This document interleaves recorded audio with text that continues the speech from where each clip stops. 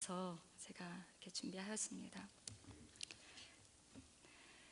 이 본문의 말씀은 원래 우리 안한준 장로님께서 이렇게 정하신 본문이신데요. 제가 짧게 말씀을 나누도록 하겠습니다.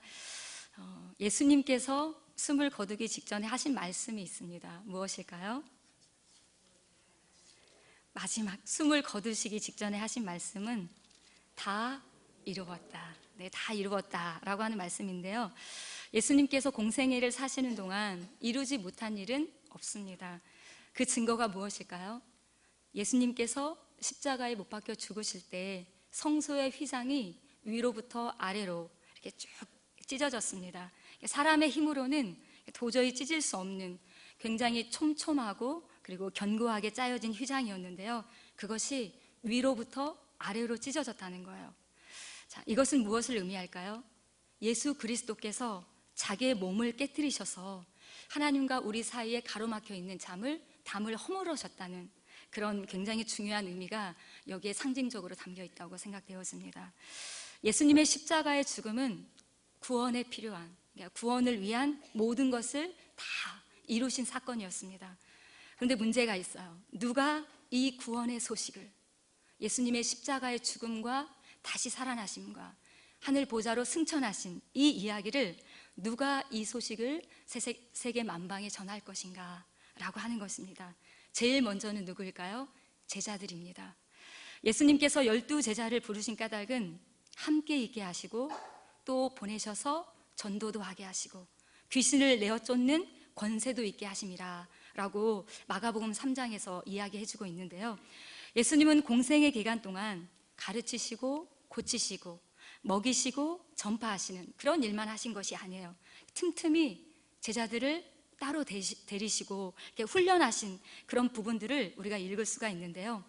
둘씩 짝을 지어서 전도하게 하시고 그리고 전도 여행을 마치고 돌아왔을 때는 전도 여행 중에 어떤 일이 있었는지 그런 이야기들을 들어주셨습니다.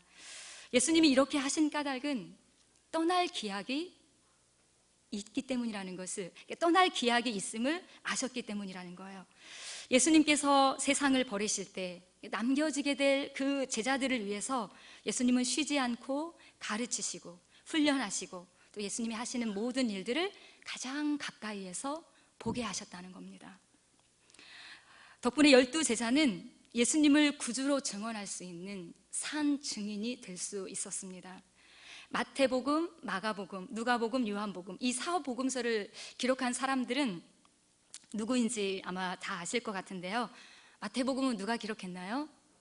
마태. 이 마태는 세리 마태, 예수님의 12제자 중에 한 사람이죠. 마가복음은 누가 기록했을까요? 마가가 기록했습니다. 그런데 이 마가는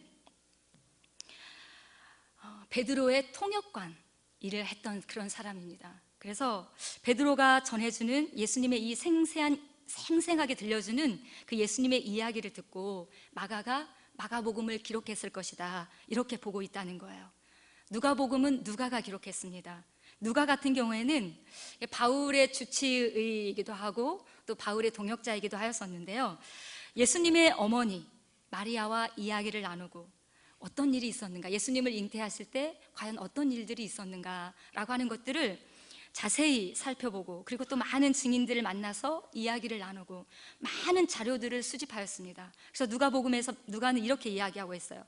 내가 그 모든 일을 근원부터 살펴본 후에 기록한 책이 바로 이 누가복음이다 라고 이야기하고 있는 것을 읽을 수가 있어요. 요한복음은 누가 기록했을까요? 요한이 기록했습니다. 사도 요한, 우리가 너무나 잘 알고 있는 사도 요한이 기록하였는데요.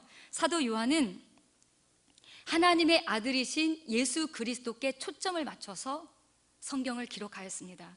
그리고 요한복음 20장 31절에 내가 왜 이 요한복음을 기록했는지 아느냐라고 하면서 그 기록 목적을 이야기하고 있는데요. 예수께서 하나님의 아들 그리스도이심을 믿게 하려 하며 또 너희로 믿고 그 이름을 힘입어 생명을 얻게 하려 합니다. 그렇게 말씀하고 있어요. 하나님의 아들 예수님께서 하나님의 아들이신 그리스도이신 것을 믿게 하고 그 아들의 이름을 힘입어서 생명을 얻게 하기 위해서 내가 요한복음을 기록했다라고 그렇게 말씀하고 있다는 거예요. 제자들의 삶의 모든 초점이 누구에게 맞춰져 있습니까? 예수 그리스도께 맞춰져 있어요. 제자들은 예수 그리스도를 증거하는 일을 위해서 자기의 모든 생애를 헌신하였습니다. 예수님께서 주신 마지막 지상 명령, 가서 제자 삼으라 라고 하는 그 명령, 그리고 그 부르심에 합당한 삶을 살기 위해서 자기의 목숨까지도 아깝게 여기지 않았다는 거예요. 오랜 기독교 역사는 이 예수님의 제자들이 한 사람 한 사람이 얼마나 비참하고 처참한 죽음을 맞이했는가에 대해서 우리에게 이야기해주고 있습니다. 그렇지만 그런 정말 힘들고 고통스러운 그런 상황에서도 도저히 예수님을 부인할 수 없었어요. 그날 갈릴리 바닷가에서 물고기를 잡고 있을 때 만났던 그 예수님이 누구인지 직접 눈으로 보고 귀로 듣고 마음으로 느꼈기 때문에 그 살아계신 하나님의 아들 예수 그리스도를 부인할 재간이 이 제자들에게는 없었다는 거예요. 지금도 하나님은 주의 복음을 위해서 일할 수 있는 일꾼들을 부르고 계십니다. 세상의 모든 민족과 나라와 족속과 열방을 향해서 복음을 전파할 주님의 제자들을 예수님이 부르고 계시다는 거예요. 19절 오늘 말씀인데요, 19절로 20절의 말씀 제가 같이 읽겠습니다. 그러므로 너희는 가서 모든 족속으로 제자를 삼아 아버지와 아들과 성령의 이름으로 세례를 주고 내가 너희에게 분부한 모든 것을 가르쳐 지키게 하라. 볼지어다 내가 세상 끝날까지 너희와 항상 함께 있으리라 하시니라. 아멘. 너희는 가서 모든 족속으로 제자를 삼으라, 이렇게 말씀하고 있어요. 주님의 지상 명령은 예수님께서 승천하시던 그 광경을 목격했던 그 사람들에게만 주어진 명령일까요? 그렇지 않습니다. 오늘 이 시대를 살아가는 우리가 짊어져야 될 하나님의 명령이라는 거예요.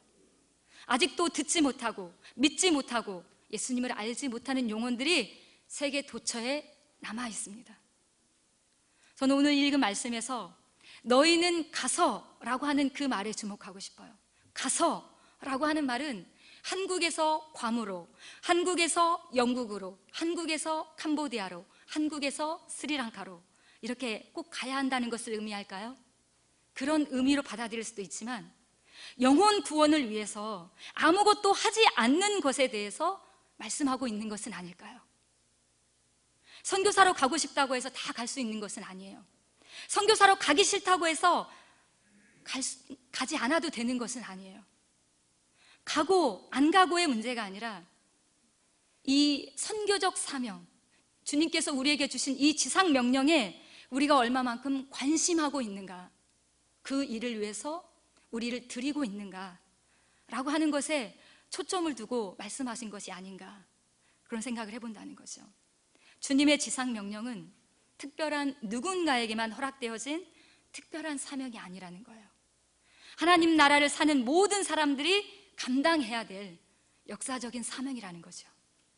비록 어떤 사람은 심고, 어떤 사람은 물을 주고, 어떤 사람은 가르치고, 어떤 사람은 기도하고, 어떤 사람은 물질로 자기가 가지고 있는 것들을 나눈다는 점에서 다를 뿐이지, 하나님의 동역자라고 하는 것은, 하나님의 나라를 위해서 부르심을 받은 하나님의 동역자라고 하는 점에서는 동일하다는 거예요.